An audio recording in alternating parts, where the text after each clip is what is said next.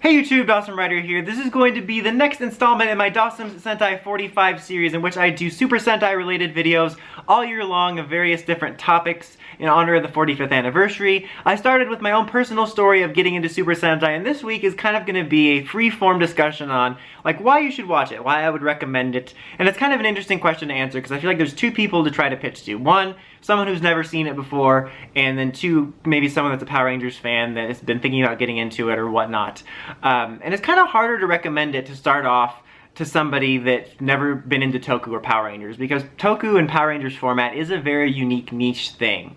You know, obviously it was a big popular thing in the 90s, but only certain people stayed with it, because there is a certain niche appeal to it. And so it's kind of hard to sort of recommend it to more casuals. I think that maybe fans of anime might like it if you're into just Japanese stuff, because there is some similar overlap and stuff, but it's kind of this unique format. And it's also weird for me, because a lot of the reasons people like the Toku format isn't why I like it, and oftentimes it will even annoy me. But I'll say that despite its presentation, it can offer some really good storytelling. Like if you're just looking at the goofy monsters and the floppy suits and the spandex, like those are very specific things, because there's stuff about that I do find kind of unappealing, but at the same time I think ranger suits are cool, I think the robots are cool, and there's something unique about that. But despite its outward appearance to some, you know, more casuals, not like in a derogatory sense, but people who just aren't into the genre or stayed with Power Rangers, there can be some surprisingly good storytelling, both in terms of really great characters and interesting development, but interesting worlds to explore, new worlds and new civilizations, and just some surprisingly good storytelling that I find myself even surprised by as a longtime Toku fan when I'll hit a Sentai series or even a Rider series and be like, oh wow, that was actually really good.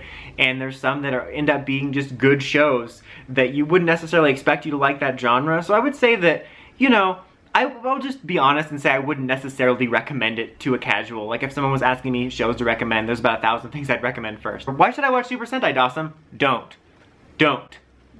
But if someone was mildly interested in it, I would say you could be surprised by the storytelling that you can encounter in this world. And like I said, if you're into anime, it might be like a nice neighboring neighborhood to check out that might have some similar things you like. Now, as far as people that watch Power Rangers, you know, I would say my biggest advice is don't listen to the Sentai purists. That's my biggest thing. The people that are like, oh my god, Sentai's so much more dark and mature because they stood next to beer once and sometimes their lips bleed. It's for Game of Thrones adults. It's not like that. If anything, Sentai can just as often be immature and annoying as much as PR. You think it sounds cooler because it's in Japanese, but they have so many cheesy messages too, and silly moments, and people literally just going, "Ah!"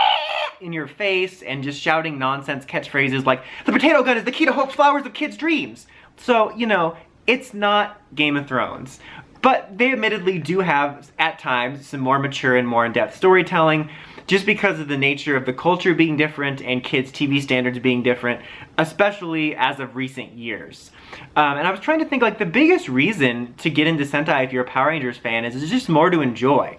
You know, there is a little bit of a difference to it. It's like similar yet different. I definitely get a different tone from each series, because I think Power Rangers, for me, has this very connected feel in terms of what it means to be a Power Ranger, in that sort of PR universe, multiverse feel, whereas each Sentai is just kind of random different suits, and there's, other than the general history of what Super Sentai is to Japan in the meta sense, they're much more disconnected because they're kind of self-contained worlds that occasionally do crossovers. They're all in the same universe, but also they're not. But don't let that confuse you, because you don't need to watch them in chronological order.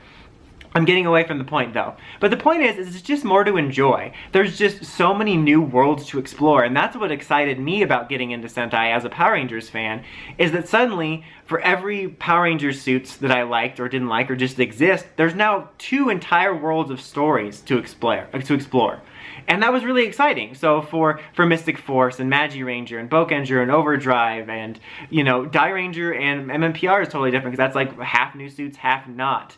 You have an entirely new set of stories, and it can be interesting to see the similarities and differences. You'll find that some are almost completely different. Some of them are near identical. Some of them are kind of using the framework of each other. And it's funny because a lot of people get into Sentai and they immediately toss aside PR because they think it's inferior. But actually, sometimes it would make me appreciate PR more, like with Deca Ranger. Much more episodic series, but SPD kind of tied it together into a serialized thread to a degree, and I appreciated that. So it allowed me to explore two worlds for all of these suits and appreciate the similarities and differences. Not to mention all of the brand new, completely brand new to you worlds and suits you've never seen before.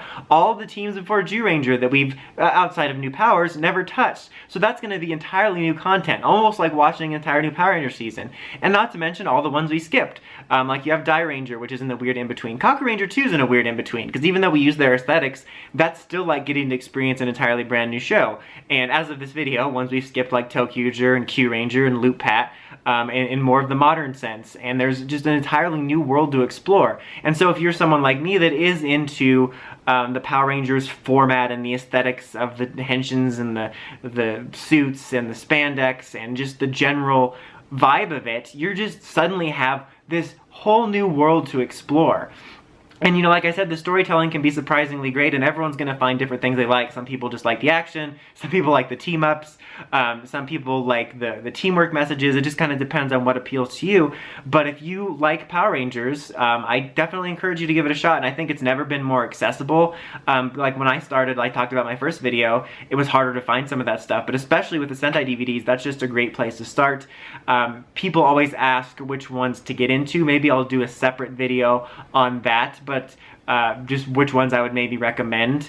That'll be kind of maybe a sequel to this video, but just my general advice before I give any recommendations like I'll do in that video is just look at what appeals to you, because everyone's gonna have different taste. There could be a Sentai I recommend to you and you watch it and you despise it.